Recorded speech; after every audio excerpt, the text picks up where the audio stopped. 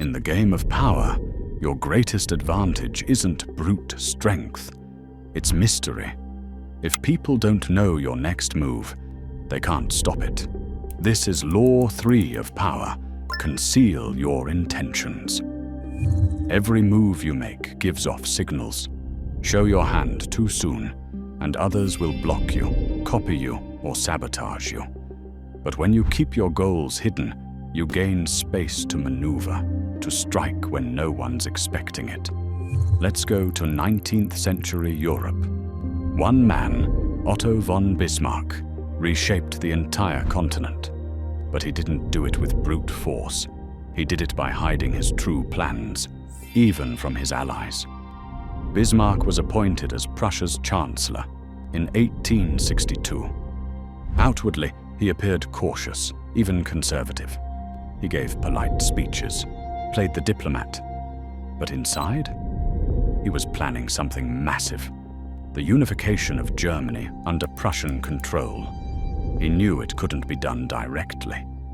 If he spoke his vision out loud, Austria, France, and countless German princes would crush him instantly. So he hid his intention beneath layers of distraction.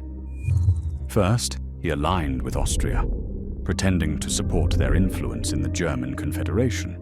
Then, at just the right moment, he provoked a conflict over a tiny territory, Schleswig and Holstein. Austria took the bait. The result?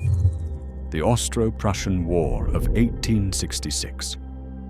Prussia crushed Austria, and Bismarck made it look like Austria had started it. But he didn't gloat. He didn't expand recklessly. He concealed his hand again, signing a peace treaty that looked merciful.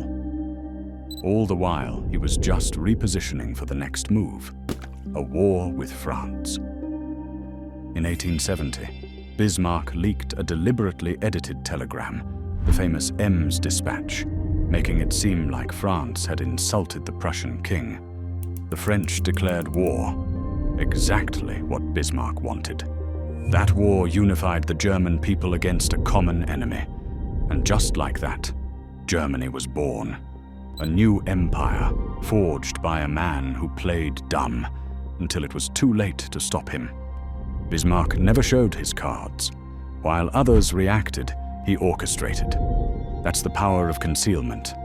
In early 2022, Elon Musk started posting vague tweets about free speech. He hinted that Twitter wasn't living up to its potential. But no one knew what he was planning. Then, quietly, he bought a 9% stake in the company, becoming its biggest shareholder overnight.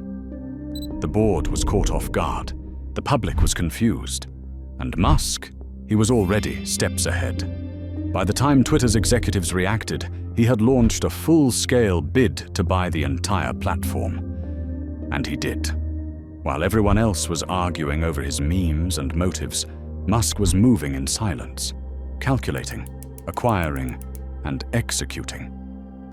He concealed his intentions behind humor, distraction, and misdirection, until it was too late to stop him. This isn't just for chancellors and kings. You can apply Law 3 every day, especially when the stakes are high. Don't announce your goals too early. Want a promotion? A raise? Let your performance speak, not your plans.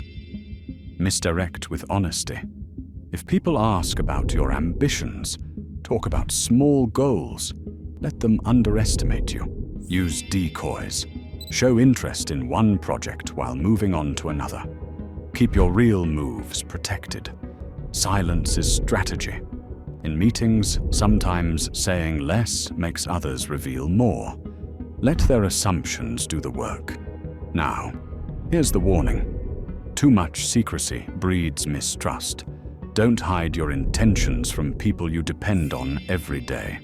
If your team starts thinking you're playing games, they'll stop trusting you. Use concealment strategically, not pathologically.